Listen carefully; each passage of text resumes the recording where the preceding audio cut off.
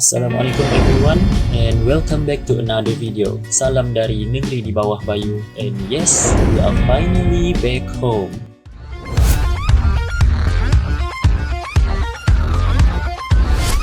So in today's video, I am going to do a storytelling version of our journey going back home from Semenanjung to Sabah. And also the process of going to Sabah is different from the usual one because the movement control order now is being implemented. So banyak perkara lah kita kena ikut. Proses yang pertama tu adalah swab test. Swab test ni suruh buat pada 22nd of May, which was on Friday. And the process goes like this.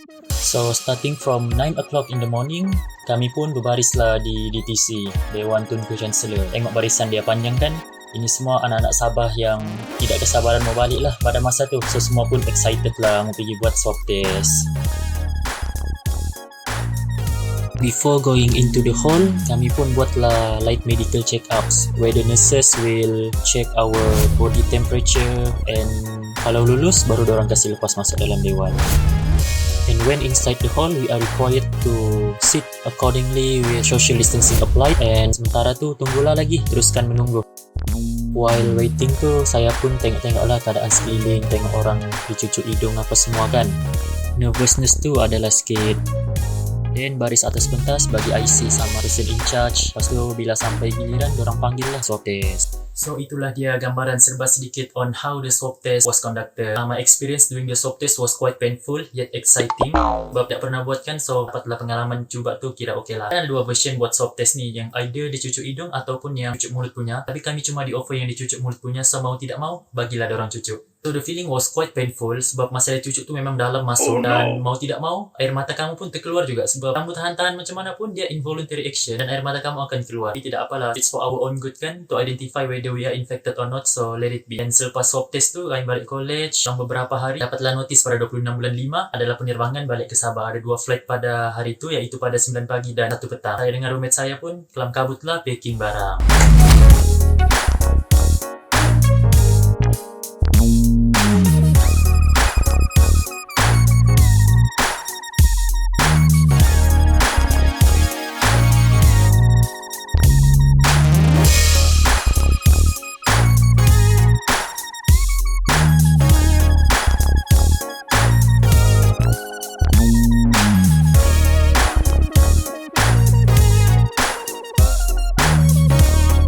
Pada malamnya, around 8 o'clock, we gathered in front of the office along with our belongings. Ceritanya pada masa ni mau pulangkan kunci bilik dan tidak tahu lagi bila dapat balik college. Mungkin after a few months.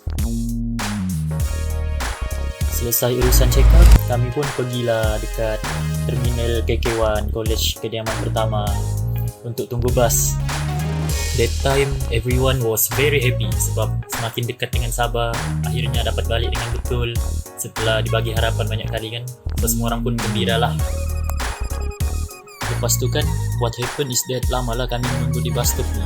Tunggu tiada bas. Rupa-rupanya bas semua parking sudah. Kami paling lambat. Astaga. Due to that, kami pun terpaksalah bergerak bersama luggage ke terminal di sebelah KK1 untuk menaiki bas ke DTC. It's 9:30 PM and we are seated according to bus and flight. I was on the first flight that time, which was on 9 AM the following day. Ruangan untuk solat ada disediakan di atas pentas panggung eksperimen, dan memang selesa lah tempat ambil wuduk pula di dekat tandas, dan ini adalah kawasan menunggu, social distancing again.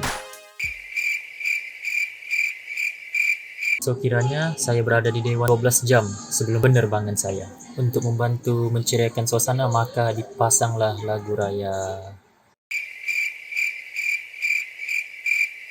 We are still waiting and the lights inside DTC are dim, so makin gelap, dan kesimpulan daripada lampu digelapkan ni masa tu memang ramai gila orang tidur. Ada yang tidur di lantai baring, ada yang di kerusi, semuanya bertiduran because everyone was tired.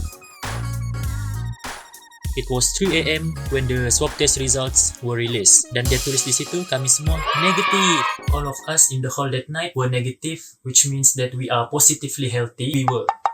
we still are healthy, and perasaan masa tu only to relief dengan excited sebab tiada halangan sedang balik Sabah kan, dapat balik Sabah dengan green light lah, kiranya dapat green light untuk balik Sabah. So apalagi baliklah. Lepas menunggu dalam lebih kurang 10 jam gitu, akhirnya bermulalah perjalanan bas yang pertama ke KLIA. Bas saya yang kedua last untuk sesi yang 9 pagi sebab yang sesi 1 petang they were told to wait longer. So dorang lambat lagi lah, dorang around 7-8 pagi gitu. Kesian lah sebab dorang menunggu lebih dari 12 jam sudah untuk penerbangan dorang. So perjalanan saya pun bermulalah.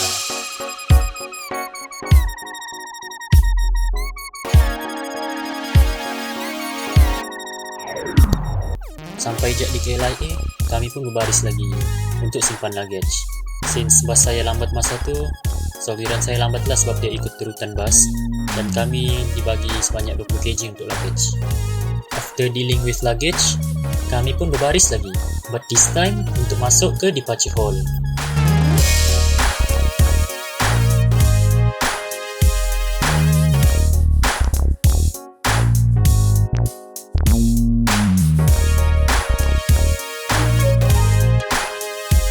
So masa ni ada pemeriksaan polis kan, where you are told to take off any metals you have on you. Macam kalau ada laptop dalam beg, keluarkan laptop, tali pinggang tanggalkan, jam tangan pun tanggalkan, apa-apalah yang metal kan, phone. Okay, so masa ni ada kejadian lucu berlaku sebab masa ni lah, banyak masa di dunia ni, masa tu lah tali pinggang saya stuck. I'm having difficulties lah to take off my belt kan. Kena panic attack lah masa tu sebab polis tu tak bagi can, dia mau juga tali pinggang tu terbuka. Saya sudah bilang tersangkut, dia tidak percaya juga. Selasas nasib baik, alhamdulillah tertanggal juga dia, so dapatlah lepas daripada pemeriksaan polis tu. Tapi sebaik je dapat masuk dekat dalam gate, dia punya rasa tu memang tenang, relax je begitu sebab mau naik flight sudah kan. Dan my recorded body temperature was 36.7 degrees Celsius, dan masa tu saya masih duduk dekat economy class lah, 37F. Fortunately, something amazing happened and suddenly I was sitting in business class. Alhamdulillah. Dengan itu, saya mau kongsilah pengalaman saya duduk di business class since it was my first time naik pesawat MAS dan first time terus dapat business class. Memang jackpot lah. Apa yang ada dekat business class ni, pertama sekali dia punya seat memang besar, ada ruang mau letak kaki, lepas tu ada banyak button and each button functions differently, which is very helpful. I was very thankful because I'm one of the 16 people that were lucky enough to sit there. And now, mari kita tengok ni, ada sedikit peringatan. Keutamaan kami di Malaysia Airlines. Sila berikan sepenuh perhatian ketika kami menerangkan tata cara keselamatan bagi pesawat ini kerana ia mungkin berbeza dengan yang lain. Letakkan bagasi di penyimpanan di atas atau di bawah tempat duduk di hadapan anda. Pastikan tiada sebarang halangan di lorong bersebelahan dan di pintu kecemasan. Aktiviti saya sepanjang flight memang tidur je, dan bangun-bangun daripada tidur, makanan terhidang memang terbaik.